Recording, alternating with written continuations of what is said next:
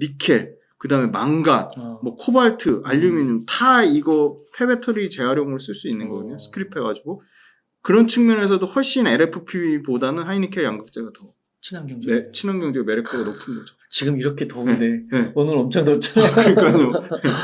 그래서 되게 진짜 중요한 포인트인데요. 폐배터리 리사이클링 측면에서도 압도적으로 하이니켈 양극재가 더 매력적이라고. 아니, 가격도 매력적이고 뭐 재활용 측면도 그렇죠. 매력적이고. 그래서 LFP 배터리가 저는 굉장히 결국은 침투율인데 침투율이 우리는 이제 북미하고 유럽 시장을 봐야 되는데 오히려 유럽은 지금 침투율이 3%대밖에 안 돼요. 3.2%밖에 안 돼요. 어떤 게요? LFP 배터리. 그래요? 신규차 기준으로 침투율이. 그러니까 생각보다 LFP 배터리를 막 엄청 적극적으로 북미하고 유럽에서 늘릴 거라고 보는 거에 맞지가 않는 거예요. 그러면은 야 중국 그 배터리 유럽에서 시장 점유율이 계속 올라가잖아. 그럼 그건 중국산 LFP 배터리의 점유율이 올라가는 게 아니고요. 중국도 BYD나 CATL 다 하이니켈 양극재를 하거든요. 그러니까 중국이 쓰는 하이니켈 양극재 배터리가 점유율이 올라가는 거예요.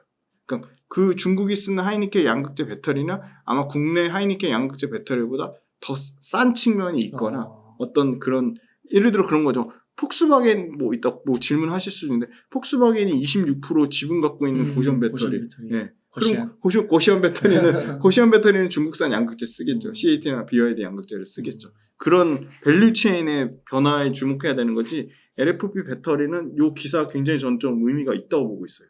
그리고 LFP 배터리를 대체할 게 없냐? 그거는 아니거든요. 지금 LG엔솔도 니켈 비중 60%대 미드니켈 아주 공격적으로 개발을 하고 있거든요. 이게 미드니켈은 LFP 배터리보다 가격이 비싼 것도 아니고 화재 안정성이나 여러 가지 그 가격 경쟁력이 높기 때문에 이 미드니켈이 급격하게 보급이 되면 LFP 배터리의 입지는 더 줄어들 거라고 보고 있어요.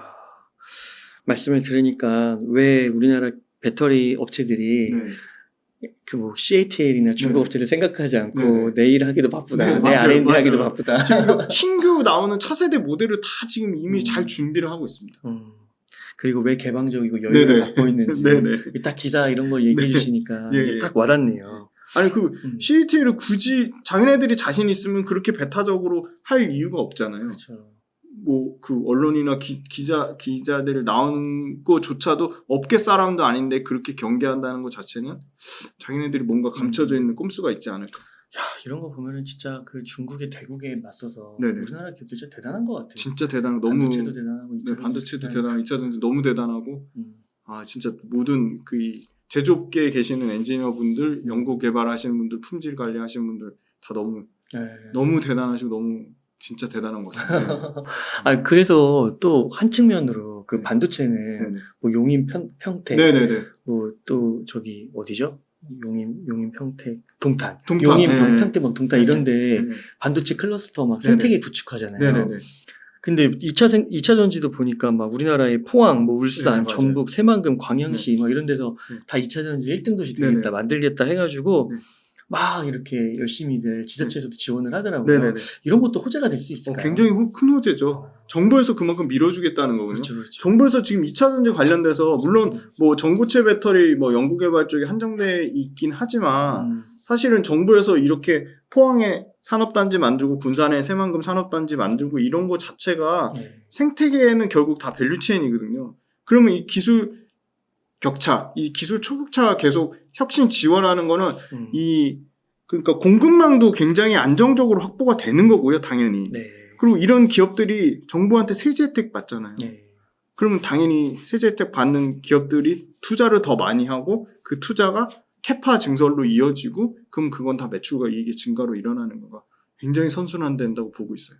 그러니까 규모로 치면 아까 말씀 주신 용인, 동탄, 평택의 반도체 클러스터보다 크면 더 컸지 작은 규모는 아니라고 보거든요. 왜냐하면 메모리 반도체 350조 시장을 3년 안에 500조 뛰어넘는 정도 2차전지 배터리 시장이 보고 있기 때문에 2차전지 배터리 관련돼서 정부에서 소재 공급망 다변화하고 기술 초격차 유지하고 이런 세제 혜택 주면 민관 합동으로 20조 넘게 투자하겠다고 했으니까 이런 부분 생태계 구축하는 거는 저희가 굉장히 앞으로 계속 더 많이 이슈가 되고 더 2차 전지 업체들이 폭풍 성장하는데 어떻게 보면 날개를 단 격이라고 볼 수 있고요.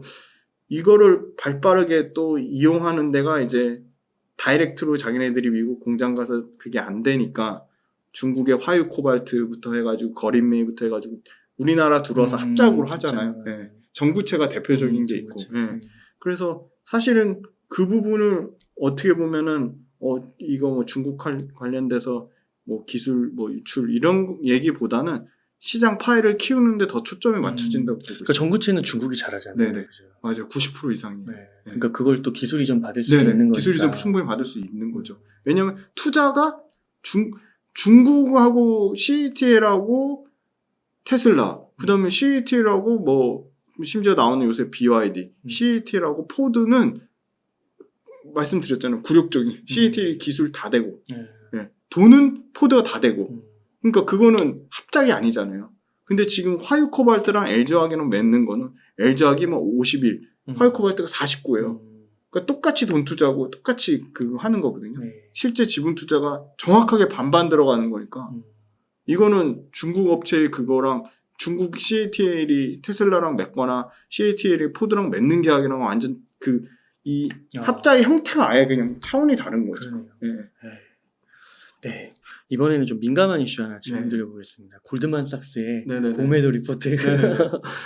이게 이제 나오고 이때 골드만삭스 공매도 리포트랑 그다음에 그 아까 말씀해주신 고션. 고션. 그때 에코프로가 갑자기 한 10% 이상 확 빠졌잖아요. 그래서 이 두 개 이슈 때문에 2차 전지가 하루 만에 엄청 폭락했다. 근데 또 그 다음날 가니까 또 반등을 또 잘 하더라고요. 아무튼 근데 엄청 그때 하락을 했잖아요. 그래서 이 공매도 리포트의 영향이 참 세구나 라는 생각을 해서 한번 보니까 에코프로비엠에 대한 12개월 목표가를 현 주가의 절반 정도인 12만 5천 원. 근데 지금 뭐 12만 5천원보다 높으니까 절반 이상 더 떨어져야 된다고 말하고 심지어 포스코 퓨처엠도 22만 원이라고 막 이렇게 의견을 냈더라고요. 그러면서 이제 매도 의견을 낸 사유가 막 있더라고요. 그래서 이런 리포트 내용에 대해서 좀 어떻게 보시는지 궁금합니다.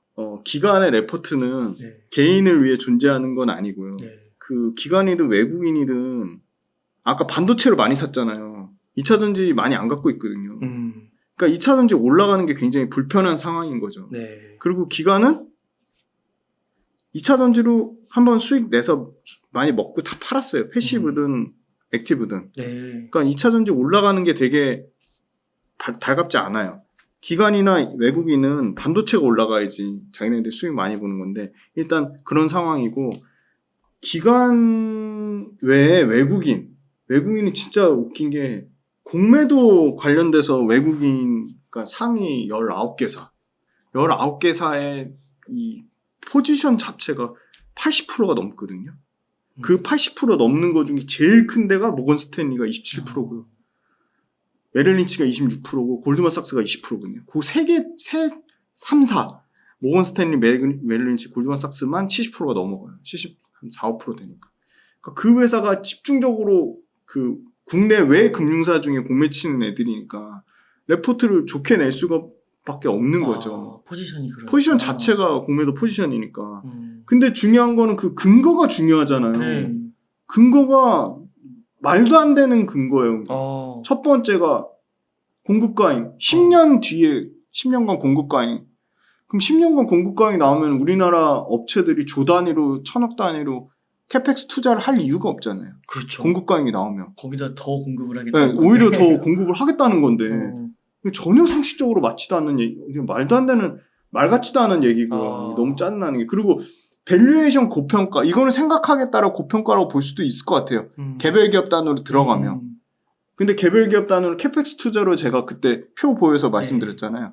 그 표를 한번 보세요. 그러니까 애널리스트 레포트를 못 믿으시겠으면 에코프로비엠, 포스코 퓨처엠, LG화, 뭐 LNF가 밝힌 캐펙스 투자 금액을 양극재가 톤당 얼마인지 계산하시고 톤당 얼마 곱한 다음에 거기다가 나는 보수적으로 PER 배수라고 하죠. 사람들이 주는 기대값이에요. 2027년 그냥 딱 말씀드리면 2027년 양극재에 대한 기대값은 PER 20배예요. 20배가 합당하다고 보시면 투자를 2027년까지 진짜 롱텀으로 투자하시는 거고 2027년까지 PER 20배 난 너무 비싸. 어떻게 20배나 줘? 그러면 투자 안 하시면 되거든요. 근데 27년 PER 20배도 제가 보는 양극재 5대 천왕 평균 PER이 20배란 얘기고요. LG화학은 2027년 기준으로 20배도 안 돼요. 13배, 12배 이래요. 네. LG화학도 올해 기초석유화학 제품보다 양극재 사업부가 벌어들인 돈이랑 LG 에너지솔루션의 지분 가치가 뛰어넘는다니까요. 포스코 퓨처엠도 그렇게 비싸다고 하는데 2027년 평균 PER 보면 포스코 퓨처엠은 지금 100조 수주 받아놓은 게 있잖아요. 그 2030년까지 쪼개져서 2032년까지 쪼개져서 반영되면 PER는 급격하게 또 떨어져요. 네. 일단 마지막으로 밸류에이션 정리 한번 해드릴 건데 그럼 그 얘기는 무슨 말이냐. 지금 이 근거가 너무 부실하고 근거가 말도 안 되는 거라는 게 2차전지 업체들, 양극재 업체들이 전부 다 밸류에이션 고평가라는 거는 일단 안 맞고요. 업체별로 쪼개서 봐야 되고 그 다음에 골드만삭스는 양극재 기업보다 LG화학이나 삼성 SDI 배터리 셀 업체를 선호한대요. 왜냐? 배터리 셀 업체보다 배터리 셀 업체가 양극재보다 진입 장벽이 높고 마진 확보도 수월하대요. 그렇진 않은 게 일단 마진을 비교해보면 배터리 셀 업체나 양극재 업체나 마진이 또이또이해요. 배터리 셀 업체도 LG 엔솔이 제일 잘 나와서 8%고요. 근데 LG 화학은 양극재 업체 중에 1분기에 가장 잘 나왔어요. 마진이 역시 8%대거든요. 그럼 LG 엔솔이 LG 화학보다 훨씬 마진이 좋아야죠. 근데 그렇진 않거든요. 양극재 업체보다 셀 업체가. 그걸 제가 CATL 마진 봤더니 CATL 마진도 그렇게 월등히 좋지 않아요. 두 자릿수가 아니에요. 그러면 이것도 맞지 않죠. 배터리 셀 업체가 양극재 업체보다 마진 확보가 더 좋다? 그것도 안 맞는 얘기고요. 기술 진입 장벽? 양극재 업체가 기술 진입 장벽이 없으면 양극재 업체들이 계속 생겨나야 되잖아요. 중국 업체들이 개방적이겠죠. 그러니까요. 중국 업체도 개방적이겠죠. 들어와 하겠죠. 전혀 그렇지 않잖아요. 신규로 지금 양극재 업체 나오는 데가 없어요, 사실은. 그럼 저는 양극재 업체가 더 기술 진입 장벽이 더 높다고 봐요. 네. 배터리 셀은 완성차 업체가 실패는 하지만 계속 하겠다고 깝죽깝죽 되잖아요, 지금. 완성차 업체가 배터리 셀 내재화 하겠다고, 테슬라도 하는 게 아니고, 뭐, GM도 하고, 포드도 하고, 다 배터리 셀 내재화 하겠다고 하잖아요. 근데, 완성차 업체가 양극재 자기가 하겠다고 하는 데는 없어요, 또. 그럼 이것도 말도 안 되는 얘기인 거죠. 안 맞아요. 자, 그리고 10년 뒤에 공급과, 10년 뒤에 당연히 캐펙스를 엄청나게 늘려놓으니까, 공급가액이 안 나오는 이 제조업체가 어디 있어요? 공급가액 당연히 나오죠. 이건 당연한 얘기를 하는 거고, 중국산 양극재를 배제해도 미국 내 공급 부족이 발생하지 않는데요. 그럼 말이 안 되는 게 미국 내 공급 부족이 발생하지 않는다려면은 국내 업체 말고 북미 업체, 일본 업체, 다양한 글로벌 업체들이 북미에 계속 양극재를 납품을 해야지 공급 부족이 발생하지 않겠죠. 근데 지금 나올 수 있는 업체 중에 국내를 제외한 업체 중에는 벨기에 유미코어 정도예요. 의미 있게 양산을 해서 미국에 납품하는 데가 없어요, 업체가. 근데 지금 아까 양극재 기술 진입 장벽 말씀드렸는데 향후 2, 3년에 갑자기 공격적인 일본 업체나 중국 업체에 양극재 업체가 나타나가지고 갑자기 이렇게 LNF나 에코프로비엠이나 포스코 퓨처엠이나 LG화학을 위협할까요? 전 그럴 가능성은 매우 낮다고 보고 있습니다. 그러니까 논리 근거가 너무 말도 안 되고 부실한 데다가 자기네들이 공매도 때리니까 이렇게 그지 같은 레포트를 내는 거죠, 정말. 이게 조목조목 짚어주셔서 감사드리고, 진짜 이게 밸류에이션 고평가는, 고평가라고 볼 수도 있겠잖아요. 아까 있다고 할 수 있다. 개별 기업마다 볼 수 근데 이거는 진짜 50% 이상 떨어져야 되는 거잖아요. 이거는 너무 한 것 같아요. 지금 에코프로비, 포스코 퓨처엠, 얘네 말로 50% 떨어지잖아요? 그럼 PER 20배 막 이렇게 나와요. 다 살 것 같은데. 네, 그렇죠. 50% 떨어지면 지네가 살려고. 레버리지 써가지고 지네가 사겠죠. 그런 거군요. 그러면 잠깐 대표님 저희 에코프로비엠이랑 포스코 퓨처엠 얘기 나오면 저희 유튜브 시청자분들이 논쟁을 하시는 게 용어상박 논쟁인데 뭐가 더 좋으냐 그거거든요. 그럼 김지은 대표님이 보실 때는 둘 중에 뭐가 더 좋아 보이세요? 최근에 제일 중요한 거는 수주가 결국 매출로 연결이 되는 거잖아요. 아니 에코프로비엠 너무 좋거든요. 저는 에코프로비엠 너무 사고 싶은데 한 주도 안 갖고 있어서 네. 에코프로비엠 조정 나오면 저 에코프로비엠 본격적으로 살 거예요. 네. 근데 자, 에코프로비엠하고 포스코 퓨처엠의 결정적인 차이가 뭐냐. 결국은 수주거든요, 수주? 수주잖아요, 수주. 수주가 너무 중요한데 포스코 퓨처엠은 100조 수주 받았어요, 100조. 네. 그죠? 네. 에코프로비엠은 LG 에너지 솔루션 향이 나올 거라는 지금 썰만 기대감만 지금 있어요. 그리고 삼성 SDI랑 SK온 수주 받은 거가 추가로 지금 나와야 되는데 지금 안 나오고 있거든요. 물론 이 얘기는 하세요. 71만 톤 캐파 안에는. 네. 에코프로비엠 71만 톤이고요. 2027년 기준으로 말씀드릴게요. 포스코 퓨처엠은 61만 톤이거든요. 포스코 퓨처엠이랑 에코프로비엠은 10만 톤의 2027년 기준으로 갭 차이가 나요. 네, 갭 차이가 나죠. 근데 문제는 포스코 퓨처엠은 소위 말하는 조인트 벤처 맞은 거 말고 자기네들 온리 그거 받는 확정 합작 제외한 게 포스코 퓨처엠은 80%가 넘어요. 네. 81%가 합작 제외한 거고요. 에코프로비엠은 에코프로 EM이라고 있거든요. 에코프로 EM. 이게 삼성 SDI 합작이거든요. 네. 이걸 제외하고는 사실 확정된 게 에코프로는 45% 정도예요. 그러니까 계약 확정률 자체에서 다른 거예요. 거의 약 40% 가까이 차이가 나는 거죠. LNF는 더 낮아요. 30%대예요. 네. 네. 에코프로비엠은 에코프로 EM, 삼성 SDI 합작을 제외한 에코프로 BM이 100% 가져갈 수 있는 물량이 45%고요. 포스코 퓨처엠도 합작 물량이 있죠. 한 19% 되는데 포스코 퓨처엠 100% 온리 가져가는 물량이 81%. 엄청 높네요. 엄청 높죠. 네. 그러니까 포스코 퓨처엠이 비싼 밸류를 받는 거예요. 네. 그리고 결정적으로 포스코 퓨처엠은 음극재를 하잖아요. 네. 네. 음극재 지금 앞으로 실리콘 음극재가 대세가 될 건데 실리콘 음극재 본격적으로 포스코 퓨처엠이 하겠다는 거거든요. 지금. 그 전구체도 하지 않나요? 네, 전구체도요. 전구체는 에코프로 BM도 하는데 포스코가 앞으로 자체적으로 계열사나 합작 형태로 해서 전구체에 조달하겠다는 물량이랑 에코프로 BM이 자체적으로 전구체에 조달하겠다는 물량 차이가 있어요. 에코프로 BM은 밝혀진 거로는 한 30%에서 40%까지 내재화하겠다는 거고요. 자체적으로 조달하겠다는 거고요. 포스코 퓨처엠 제가 밝힌 걸로 아는 건 77%예요. 이 전구체 내재화하는 물량 자체도 포스코 퓨처엠이 더 압도적으로 우위에 있다. 미래 성장성. 네, 미래 성장성. 그리고 자금 이거 굉장히 중요한데요. 네. 에코프로비엠도 굉장히 그 소위 말한 그 재무 건전성이 좋아요. 네. 재무 건전성이 좋은데 딱 대표적인 두 가지만 볼게요. 에코프로비엠의 부채 비율하고 영업활동 현금은 딱 두 개만 볼게요. 에코프로비엠의 부채 비율은 연간으로 보시면 자, 이거는 네이버 금융에서 보실 수 있어요. 영업활동 현금은 굉장히 좋아지죠. 네. 4,800억에서 9,200억, 1조 1,000억까지 늘어나요. 그러니까 영업활동 현금을 안정적으로 증가하는 게 좋은 거고요. 그 다음에 부채 비율은 다소 높죠. 네. 150%까지 떨어지긴 하는데 150%대거든요. 그러니까 그만큼 캐펙스 투자 많이 하고 이제 외부 차입하잖아요. 그리고 당연히 이것도 에코프로비엠도 아까 말씀드린 예를 들어 교환사채 들어가면 아마 부채 비율이 당연히 올라갈 거예요. 네. 외부에서 조달을 받으면 자금 조달을 받으면. 근데 자 포스코 퓨처엠 볼게요. 포스코 퓨처엠을 좋아할 수밖에 없는 게 이 재무구조의 안정성, 자금 여력 이거 절대 무시하시면 안 되는 게 굉장히 중요합니다. 이 계속 캐펙스 투자가 들어가서 그래요. 자 영업활동 현금 3,300억, 6,300억, 8,700억.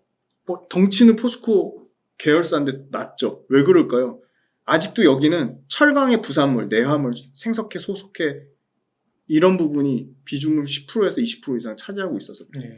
그럼 반대로 말하면 그 부분 매출이 완전 줄어들면 포스코 퓨처엠이 100% 2차전지 소재로 만약에 될 경우에 그 생석회, 소속회 뭐 이런 철강의 부산물이 급격하게 비중이 낮아지면 아마 영업활동 현금률은 더 좋아질 거예요. 그래서 지금 포스코 퓨처엠도 안정적으로 증가는 하고 있다. 근데 2025년 기준으로 에코프로비엠보다 영업활동 현금이 작긴 작아. 아까 1조 2천억 가까이 나왔잖아요. 근데 부채 비율을 보시면 부채 비율 116%, 149%, 166% 올라가죠. 그러니까 포스코 퓨처엠도 에코프로비엠보다 요 3년 데이터로 봤을 때는 월등히 좋다고 말하기는 어려운데 에코프로 그룹사에서 지원하는 이 재무적 역량이랑 포스코 그룹사에서 지원하는 재무적 역량의 차이는 있다고 보고 있기 때문에 재무 측면에서는 포스코 퓨처엠이 좀 더 안정적이라고 보고 있어요. 둘 중에 보실 때 네. 김지윤 대표님은 그래도 양극재 탑픽으로는 네. 포스코 퓨처엠 네, 쪽으로 저는 포스코 조금 더- 퓨처엠이 빠질 때까지 기다렸다가 살 것 같고요. 포스코 퓨처엠이 안 빠지면 저는 당장 살 수 있는 LG화학을 사겠습니다.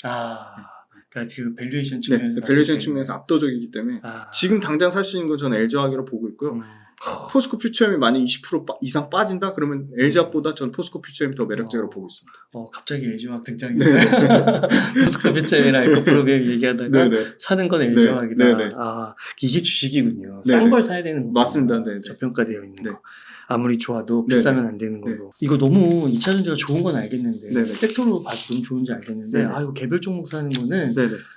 그래도 이게 참 손이 잘 안 나간다. 네네. 이런 분들도 있더라고요. 네네, 맞아요. 그래서 어떤 분께서는 이거 솔 2차전지 소부장 ETF라는 게 나왔는데 네. 이거 어떠냐 네. 좀 물어봐 달라 하시더라고요. 어떻게 보세요? 엄청 좋아요. 이것도 좋아요? 네, 엄청 좋아요. 아. 자, 솔 2차전지 소부장 ETF가 왜 좋냐면요. 네. 그 삼성 코덱스 자산운용에서 만든 2차전지 ETF랑요. 미래셋 자산운용에서 만든 타이거 ETF는요. 네. 포스코홀딩스가 없어요. 왜 제일 중요한 원자재 그걸 왜 안 넣는지 철강이니까. 모르겠는데 철강이라서 철강에 밸류를 주고 않는 것 같은데 네. 솔 2차전지 소부장 ETF의 이 종목 구성이 너무 잘 돼 있어요. 그때 보셨을 때는 아마 코스모 신소재가 1등으로 보였을 텐데 지금 다시 에코프로 6월 16일 기준으로 에코프로가 1등이고요. 그러네요. 코스모 신소재 2등이고 포스코홀딩스 3등, LG화 4등, 에코프로비엠, 포스코퓨처엠, LNF 완벽하게 들어가 있고요. 야, 대표 주자들이 다 그냥 다 너무 골고루 잘 들어가 있고요. 네. 심지어 대주전자재로 나노신소재도 들어가 있습니다. 네. 이걸 투자하면 그냥 2차전지 산업군에 투자를 전반적인 밸류체인을 골고루 하는 효과가 있기 때문에 그냥 이게 퇴직연금 계좌로도 할 수 있고요. 개인 자산 관리 계좌, ISA 계좌로도 할 수 있고요. 그 다음에 연금저축, IRP 계좌, 퇴직연금 IRP, 개인 종합자산 관리 계좌, ISA, 그 계좌로도 다 할 수 있거든요. 연금저축 계좌로도 이 ETF 투자할 때 이거를 그냥 계속 사서 모으시는 거죠. 좋은 것 같아요. 너무 잘 돼 있어요. 그리고 재밌는 게 요거 관련돼서 MZ 세대 아주 젊은 30대 초반 그 매니저가 운영하는 걸로 알고 있어요. 그래서 아주 시장 트렌드에 맞게 그때 핫한 종목을 잘 비중 조절을 잘 하는 걸로 알고 있어요. 요즘에 그냥 개인적으로 봤을 때 저희 솔이 신한은행 아닌가요? 신한자산 맞아요. 신한. 잘하는 것 같아요. 신한이 잘해요. 신한이 잘해요. 신한이 솔 2차전지 소부장도 있고요. 이것도 반도체도 발빠르게 잘 만들었어. 이 반도체 소재로 또 솔이 만들었거든요. 요 ETF 얘기도 너무 재밌습니다. 이거 반도체 솔 반도체 만든 거인데 아주 반도체 소부장이라고 해가지고 여기도 보시면 이게 제일 핫하거든요. 제가 제일 좋게 보는 종목이 이 HPSP라는 장비 회사거든요. 그 고압수소 어닐링 장비 정확하게 기억하고 있어요. 마진율 53%, 영업 마진. 3년 안에 캐펙스 2배 늘리는 회사. 이것도 2차전지처럼 캐펙스를 늘리는 회사거든요. 근데 HPSP 있죠. 한솔케미칼 들어가 있죠. LX 세미콘 있죠. 동진 세미콘 있죠. 요새 제일 핫한 한미반도체 들어가 있죠. 그러니까 굉장히 밸류체인 SNS텍 이런 회사들, 핫한 회사들을 그냥 나는 반도체, 한미반도체도 좋은 것 같고 HPSP도 좋은 것 같고 SNS텍도 갈 것 같은데 그럼 개별 종목 사시는 게 아니라 저는 오히려 반도체가 개별 종목 고르기가 너무 어렵거든요. 이솔 요 반도체 소부장 FN 반도체도 좋아 보이세요. 너무 괜찮아요. 잘 만들었어요. ETF를. 젊은 감각으로 잘 만드셨네요, 진짜. 한 개만 더 말씀드릴게요. 마지막으로. 너무 좋습니다. ETF 관련돼서 2개 말씀드릴게요. ETF 관련돼서 나는 성장하는 산업은 너무 투자고 또 이것도 쏠이네요. 그래요? 이거 제가 대표님한테 개인적으로 좀 자산의 일부 조금씩 적립식으로 하라고 그때 말씀드린 적이 있어요. 거의 2달 전에. 이게 뭐냐면 요것도 신한자산운용이 하는 건데요. 30%는 100% 소위 말하는 패시브가 아니고 30%는 펀드 매니저가 시장 상황에 따라 대응 운영하는 건데. 액티브요. 이거 저 실환자산 운용이랑 아무 상관없습니다. 핵심 테마. 가장 성장하는 산업을 정해가지고 그 성장하는 산업을 트렌드에 맞게 계속 운영을 한 거예요. 그래서 보면 솔 요거 홈페이지 가서 보는 게 낫겠다. 요 솔 캐디 메가테크도 좀 중장기로 계속 관심 있게 지켜볼 만한 게 이 미래 트렌드 산업을 6개로 나눠가지고 여기 보시면 재무 안정성 이런 것까지 다 고려해가지고 만들었거든요. 그래서 여기 종목들 이렇게 돼 있어요. 지능형 로봇, 모빌리티, 차세대 에너지, AI 빅데이터, 첨단 소재 이렇게 다 들어가 있거든요. 그래서 최근에는 로봇이 핫할 때는 로봇 관련된 종목들을 많이 담았고요. 최근에 들어가 있는 거는 구성 종목 한번 볼게요. 상위 1등부터 10등까지 뭐가 들어가 있는지 제일 중요한데 반도체 강하니까 하이닉스 들어가 있고요. 그 다음에 이제 두산 에너빌리티, 원전, 현대차, 삼성전자, 삼성 SDI, 하나솔루션, 뭐 LG 에너지솔루션, 기아차, 나노신소재 이렇게 들어가 있고 요 밑에는 이제 뭐 로봇 관련된 회사, AI 인공지능 관련된 회사 이렇게 들어가 있어요. 그래서 이제 어떤 산업이 뜨긴 뜰 텐데 모르겠다 하면 요렇게 핵심 구조적으로 성장하는 산업별로 투자하는 건 나쁘지 않을 것 같고. 그리고 또 하나 마지막으로 드리고 싶었던 게 이 명품 관련된 ETF거든요. 근데 삼성이 순수하게 명품만, 유럽 명품, NH 아문디 자산운용에도 이 명품에 투자하는 게 있는데 거기는 약간 짬뽕이에요. 막 나이키도 있고 룰루레몬도 있고 막. 그런데 이거는 순수하게 유럽 명품 회사만 이 ETF로 만든 상품이거든요. 코덱스 유럽 명품 탑 10이거든요. 여기 보시면 ETF에 개별 종목에 보시면 리치몬드라고 들어가 있고요. 리치몬드가 이 시계 명품 있잖아요. IWC, 뭐 까르띠에 이런 회사들. 그다음에 버버리가 또 있고 신기하게. 그다음에 또 몽클레어, 그다음에 페라리, 그리고 LVMH, 구찌, 케어링 이렇게 다양한 유럽 탑 10 이 명품 회사들이 들어가 있거든요. 요 회사들 관련돼서 이게 지금 하나로 글로벌 S&P 명품 ETF랑 비슷한데 차이점은 아까 말씀드린 뭐 나이키라든지 룰루레몬이라든지 이런 게 아예 안 들어있고 순수 명품만 들어가 있거든요. 근데 연평균 성장률을 보니까 명품 시장도 연평균 25% 성장이에요. 엄청난.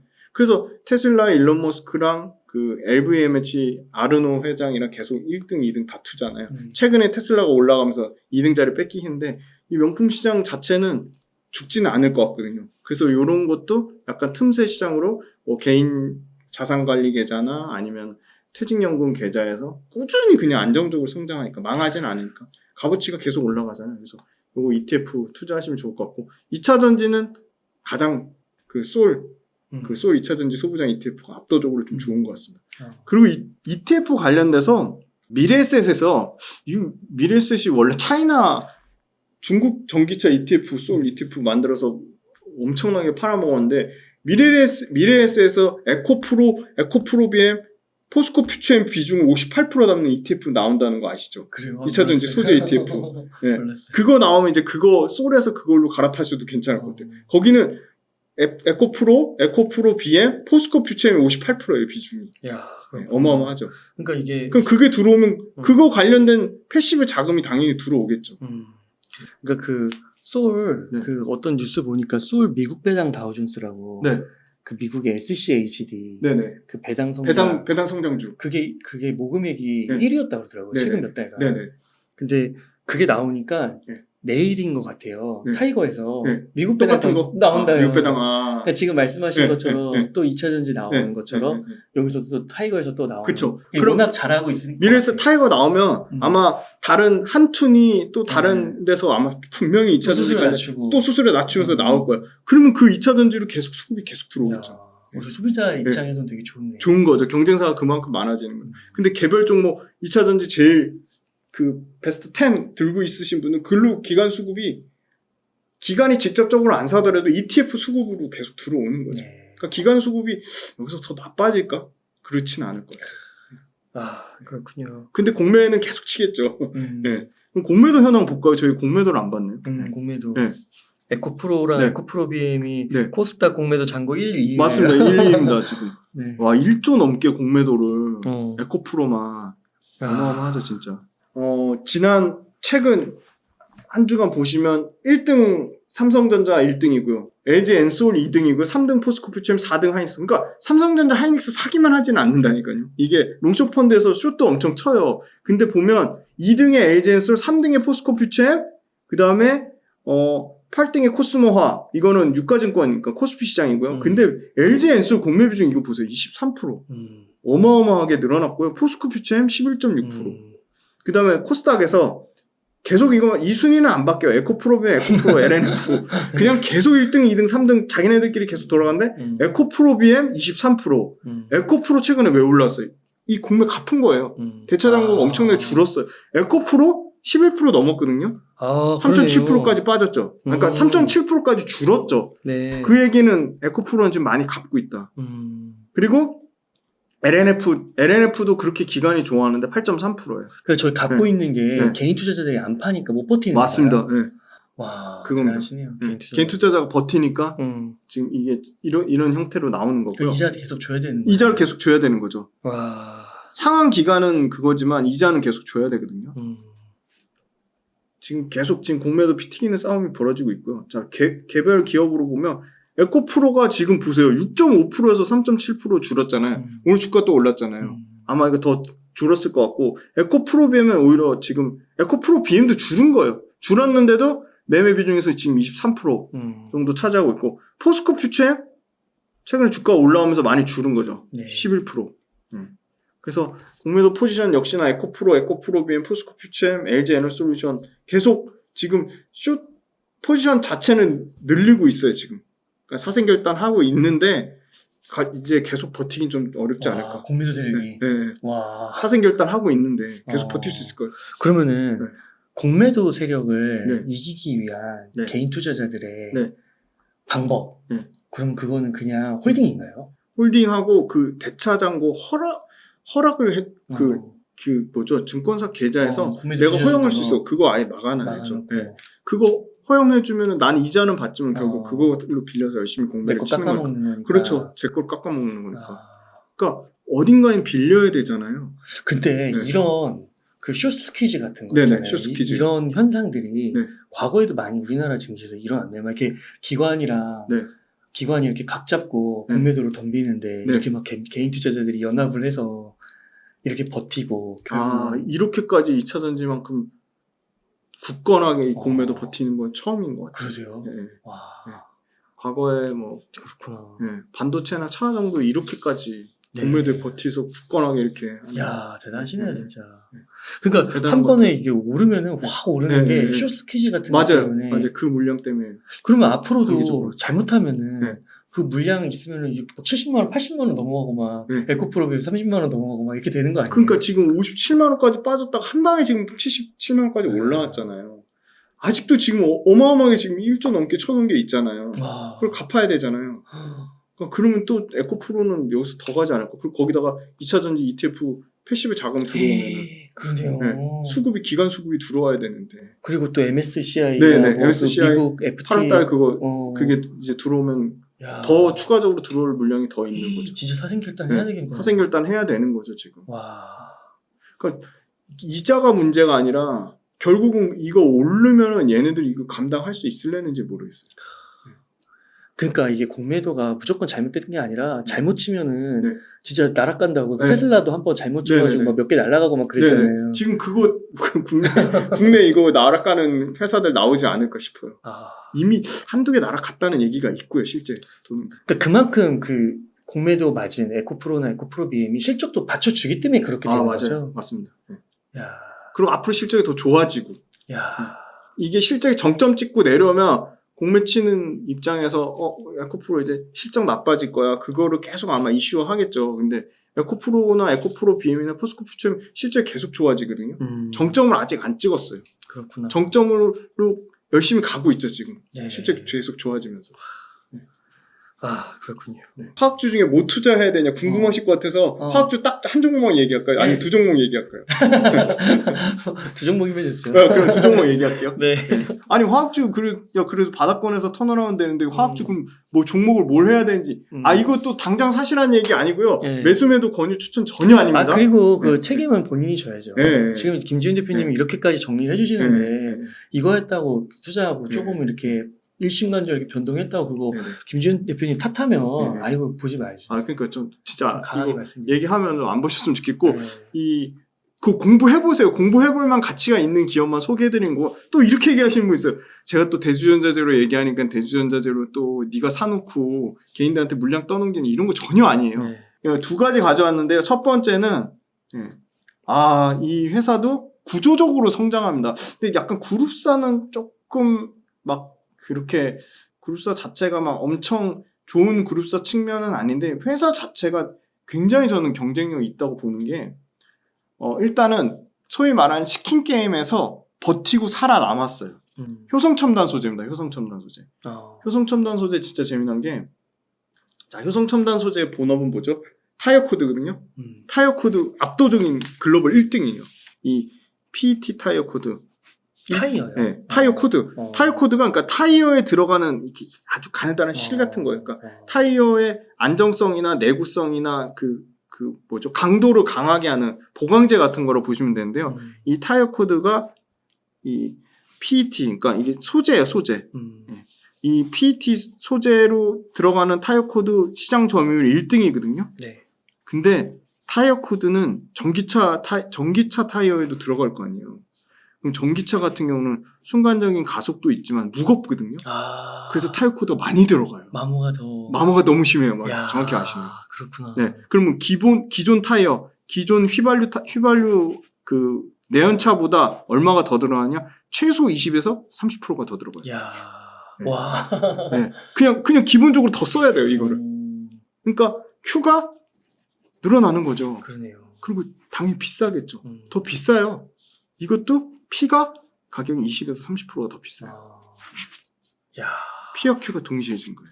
그렇구나. 근데 타이어 코드, 이 타이어 코드도 중국에서 엄청나게 많이 또 증설을 해놨어요. 화학업체. 이 효성첨단 소재가 하는 타이어 코드도 일종의 화학이에요. 큰 바운더리를 보면. 근데 증설을 엄청나게 늘려놨는데, 지들끼리 증설을 늘려놨다가 못 버티고 지금 도태되고 있어요. 그러니까 중국의 2등부터 7등까지 업체가 더 이상 증설을 못해요. 공급을 더 못 늘리는 거죠. 그러니까 타이어 코드가 반등이 나오고 시작하고 있어요. 바닥 밑에 지하실 갔다가 반등이 나오고 있어요. 가격 반등이. 근데 전기차 타이어 코드는 비싸게 받아야 되잖아요. 근데 전기차 타이어 코드는 일반 휘발유 타이어 코드보다 기술 진입 장벽이 있어요. 이것도 효성첨단 소재가 제일 잘해요. 중국 업체들보다. 그래서 가격도 비싸게 받는데 물량도 늘어나요. 둘 다 늘어나네요. 네, 둘 다 P와 Q가 동시에 늘어나는 최적의 상황이에요. 네. 근데 재미난 건 유럽의 업체들, 유럽의 타이어 업체들, 그 다음에 국내 타이어 업체들이 당연히 글로벌 점유율 1등한테 몰아주는 거예요. 그러니까 효성첨단 소재의 타이어 코드를 굉장히 선호를 한다는 거예요. 그러니까 안정적으로 물량이 확보되면서 가격과 물량이 전기차라는 수요 때문에 증가하는 거죠. 그리고 알아서 중국 업체들 중에 소위 말하는 떨어지는 업체들이 알아서 치킨 게임에서 떨어져 나간 거고. 그래서 이 본업인 타이어 코드가 살아나고 있는데 효성첨단 소재는 아까 치킨 게임에서 살아남았다는 거는 타이어 코드보다 강력한 건 이 탄소섬유예요. 탄소섬유 다른 대기업도 하다가 기부업하고 나갔어요. 끝까지 버텨가지고 탄소섬유 했는데 이 탄소섬유를 몇 천억씩 계속 적자를 내다가 원래는 올해 흑자 전환할 거로 봤는데 이미 작년에 흑자 전환했어요. 근데 이 탄소섬유가 또 마진이 좋아요. 지금 이 타이어 코드 마진은 10%가 안 되거든요. 한 8%대 나오는데 이 탄소섬유는 20% 마진이 나와요. 근데 이제 흑자 전환 시작했잖아요. 그러니까 탄소섬유 비중이 20%도 안 되는데 20% 마진 나오니까 여기서 매출 비중 늘어나면 늘어날수록 전체 영업이익률이 엄청나게 올라가겠죠. 그래서 탄소섬유도 결국은 또 이거 캐펙스 투자거든요. 근데 탄소섬유가 최근에 급격하게 늘어나는 거는 이 태양광에 들어가는 그 폴리실리콘 인곳 성장로의 단열재 소재로 쓰이는 거예요. 근데 기존의 단열재 소재로 원래 쓰던 게 있을 거 아니에요. 그게 세라믹이거든요. 근데 세라믹보다 이게 세라믹 같은 경우는 교체를 자주 해야 된대요. 그러니까 뭐 여러 가지 품질이나 내구성이나 뭐 그런 문제가 있어서 세라믹 같은 경우는 가격은 싼데 자주 교체를 해줘야 되는 거고, 탄소 섬유는 가격은 비싼데 자주 교체할 필요가 없는 거예요. 네. 장단점이 있는 거죠. 근데 아니나 다를까 탄소 섬유의 원재료로 쓰이는 게 AN이라고 해서 아크릴로 니트릴이거든요. 아크릴로 니트릴 원자재 가격이 빠졌어요. 그래서 탄소 섬유의 유일한 단점이 비싸다는 거였는데 원자재 가격이 떨어지니까 탄소 섬유 가격 경쟁력까지 생긴 거예요. 네. 그래서 중국에 있는 태양광 업체들이 기존 쓰던 세라믹에서 대거 탄소 섬유로 바꿔 쓰기 시작한 거예요. 그래서 이 효성 첨단 소재의 탄소 섬유가 중국 태양광 업체에 막 납품을 신규로 뚫어서 막 하기 시작한 거예요. 네. 그러니까 탄소 섬유가 원래 앞으로 미친 듯이 폭풍 성장하는 산업이고, 탄소 섬유가 적자에다가 실제 매출도 발생 안 했는데 정부에서 수소경제 띄울까 해서 수소경제에 대한 기대감으로 수소경제의 가장 핵심 원소재로 쓰이는 게 탄소 섬유거든요. 왜냐면 수소의 그 대형 압력 용기랑 이 튜브 트레일러가 그 겉에 그거를 다 탄소 섬유 소재로 쓰거든요. 탄소 섬유의 사실 끝판왕은 비행기 소재, 항공기에 들어가는 거거든요. 그걸 효성이 못 만들었는데 그건 다 일본 거 쓰는데, 효성 첨단 소재가 이제 비행기로 들어가는 항공용 탄소 섬유 T1000을 개발을 했어요. 그래서 이것도 아마 국내 항공기 이 일본 거를 대체하는 수요가 있을 거고, 문제는 이제 이 소위 말하는 이 탄소 섬유 관련돼서 이 매출 비중도 낮았고 영업이익 비중도 낮았는데 그게 비중이 커지는 거고, 탄소 섬유 쓰이는 게 기대를 안 했던 태양광 쪽에서 엄청 수요가 생기면서 탄소 섬유 지금 물량 자체가 엄청나게 늘어나고 있고요.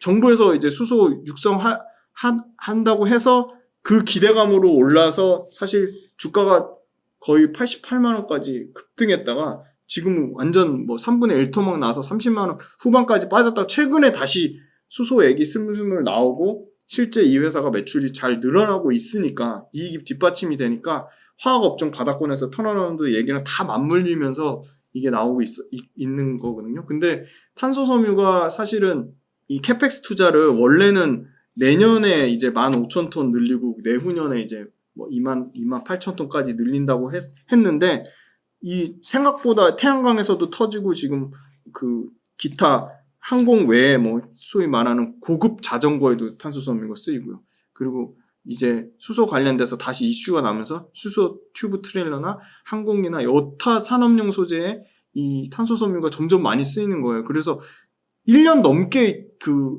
증설하겠다는 걸 앞당겼거든요. 그러니까 전주에 지금 이 일본 경쟁사랑 막 경쟁하듯이 캐펙스 증설에 대한 계속 막 이슈가 나와요, 전주에. 그리고 전주에 이 탄소 섬유 단지를 또 만들었어요. 그 포항이나 이런 데 새만금에 이 2차 전지 배터리 단지 만드는 것처럼. 그래서 정부에서 이 실제 탄소 섬유를 밀어주고 지금 이 영업이익이 탄소 섬유로만 매년 2배씩 지금 증가할 거라고 보고 있어요. 그래서 기존의 타이어 코드 너무 잘하고 있고, 타이어 코드 전기차 때문에 당연히 PRQ가 동시에 증가하고 있고, 탄소 섬유 잘하고 있는데 캐펙스를 1년이나 앞당겨서 할 정도로 좋아지고 있어서 이 본업도 잘하고 신선장 동력도 잘하는데 이제 앞으로 정부 모멘텀까지 앞으로 붙어줄 거기 때문에 효성첨단 소재는 이제 탄소 섬유 가치가 엄청나게 이 회사에 많이 커질 거라고 보고, 매출과 이익에서 아직 30%도 안 되니까 이게 40% 60% 가면 그게 분명히 전 주가에 반영될 걸 보고 있어요.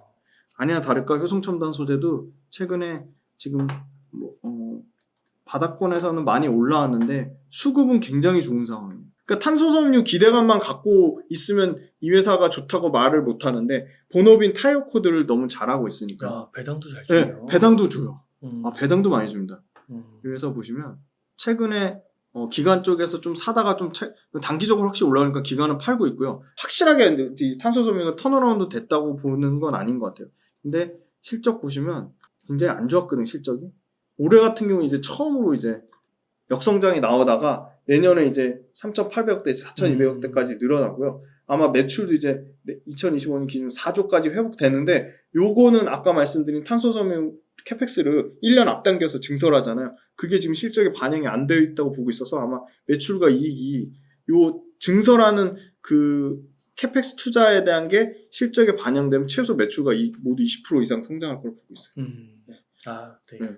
그리고 PER 기준으로 지금 화학 업체들 아까 그 실적 안 나오는데 지금 바닥권에서 돌아온 턴어라운드 한다고 하는 뭐 하나솔루션이 롯데케미칼이 한솔케미칼 그다음 금호석유학 다 지금 PER 기준으로 뭐 15배 막 이렇거든요. 근데 지금 올해 실적 기준으로 13배, 내년에 10배까지 떨어지니까 비싼 건 아닌 것 같아요. 밸류에이션을 봤을 때.